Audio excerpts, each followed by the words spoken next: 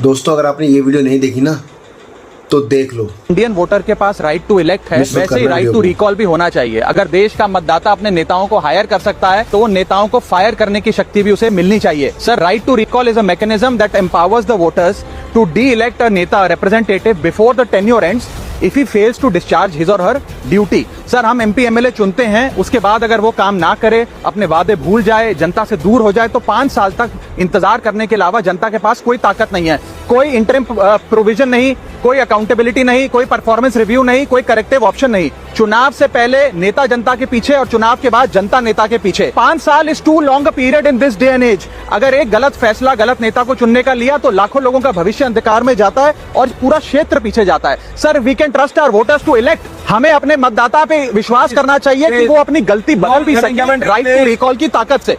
Sir, let me clarify that right to recall is not a weapon against politicians. It is an insurance policy for democracy. और भारत के संविधान में जब आप राष्ट्रपति को इम्पीच कर सकते हैं टेन्योर के दौरान, उपराष्ट्रपति को हटाने का प्रावधान है। जजों को इम्पीच करने के लिए प्रोसेस लेट डाउन है। यहाँ तक कि रूलिंग गवर्नमेंट के खिलाफ नो कॉन्फिडेंस मोशन लाकर आप सरकार बर्खास्त कर सकते हैं। तो एमपी एमएलए अगर आपका नॉन परफॉर्मिंग है तो उसको हटाने के लिए क्यों नहीं राइट टू रिकॉल मतदाता को देना चाहिए।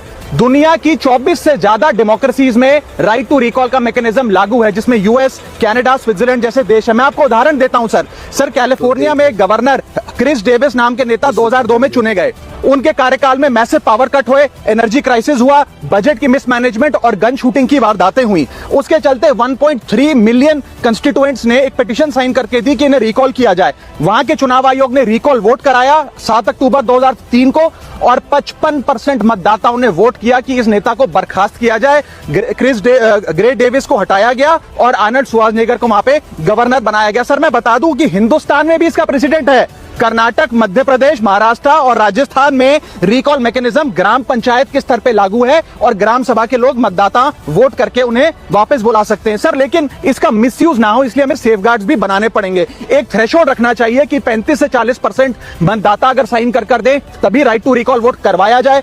नेता को 18 महीने के लिए परफॉर्मेंस पीरियड देना चाहिए, कूलिंग ऑफ पीरियड, जिसमें उसे ना हटाया जाए। स्पेसिफिक ग्राउंड्स फॉर रिमूवल होने चाहिए ताकि फ्रिवलेस ग्राउंड्स ना हो और रिकॉल कम से कम 50% वोटों के बाद हो। ऐसा होगा तो पार्टियां भी ऐसे लोगों को टिकटें देंगी जो परफॉर्मर्स हो, ना कि नॉन परफॉर्मिंग एसेट, और भारत की डेमोक्रेसी मैच्योर होगी, सिटीजन एम्पावरमेंट बढ़ेगा and recall will give the voter the power to fix that right now sir.